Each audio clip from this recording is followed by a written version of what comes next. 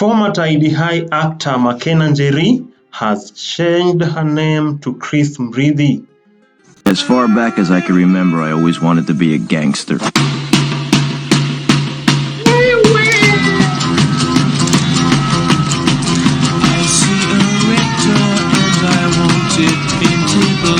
A founder and CEO of Bold Network Africa. My name is Makena Njeri, and what a beautiful year this has been. Njeri in Nairobi. For advocacy and rights for the LGBTQ+. So I'm going to try and keep it short. Last year, June, I was chatting with the CEO and founder of Vivo, Zoya, and Shop Zaitu, Wandia Gishuru, and she was saying, you know, I absolutely love the work that you're doing with Bold Network Africa. How can we be able to work together? Has preferred to change her female name Makena Njeri to a male name Chris Murithi.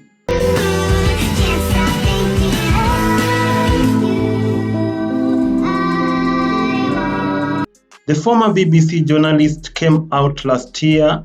So the other day, I remember speaking to a few people in my life and saying that I'm just feeling stuck. I started questioning myself and saying, what are some of the things that bring me joy and happiness? And she admits that it has been difficult for her staying in the closet.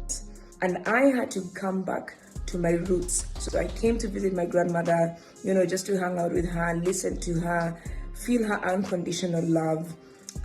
Listen to her wise counsel, and just to remind me, you know, about the basics of being a good human being and how to just silence the noise outside.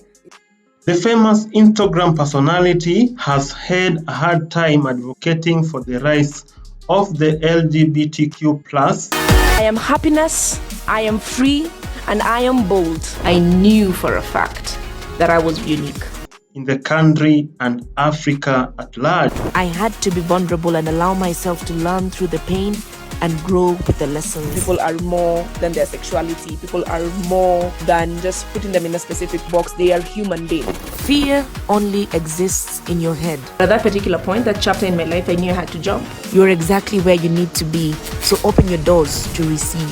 Stop conforming to societal norms. Start living your truth from a very young age. And choose love over hate, because love always wins. Thank you. I love you all. It should be remembered that in his visit to Kenya in 2015, the then US President Barack Obama, if you look at the history of countries around the world, tried to convince Kenyans and Africans at large to consider discussing about the LGBTQ+ issue. When you start treating people differently,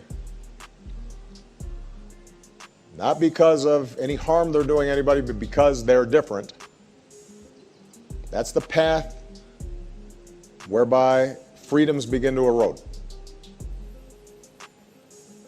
And bad things happen. But even Uhuru Kenyatta, who was then the president of Kenya, disagreed publicly with Barack Obama. Just like President Obama, I think we also need to be able to speak frankly about some of these things. And the fact of the matter is that Kenya and the United States, we share so many values. Our common love for democracy, entrepreneurship, value for families. These are things that we share. But there are some things that we must admit we don't share. Our culture, our societies don't accept. So it's very difficult for us to be able to impose on people that which they themselves do not accept. And he also, on a BBC interview in 2018, one of the major issues, and it's a holdover from sort of colonial Victorian, is the issue of sexual preference in many African countries. In Kenya, to be gay, the LGBT community is illegal. Clarified that LGBTQ was a non-issue in Kenya. They just want to have equal rights, the same privacy and equality as all other Kenyans do. Is that something that you aspire to for your country? I want to be very clear, Christian. There is I will not engage in a subject that is of no, it is not of any major importance to the people and the Republic of Kenya. This is not an issue, as you would want to put it, of human rights. This is an issue of society, of our own base as a culture, as a people, regardless of which community you come from. This is not acceptable. This is not agreeable. Just recently, President Ruto also echoed Kenyatta's words. This is why I repeatedly say that for Kenyans today, the issue of gay rights is really a non-issue. That indeed gayism is a non-issue in Kenya. I want to talk to you about a specific, human rights situation in parts of Africa and including in your own country. You yourself gained worldwide attention a few years ago when you said there was, quote, no room for homosexuality in Kenyan society. I want to know whether you still stand by that. We have Kenyan law, we have Kenyan constitution, we have our tradition, we have our customs.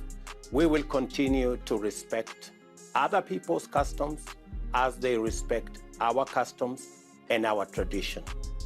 I am very clear that we respect everybody and what they believe in, but we also have what we believe in, and we expect to be respected for what we believe in. We want to focus on other areas that are day-to-day living for our people. The health issues that we have discussed with President Obama, these are critical.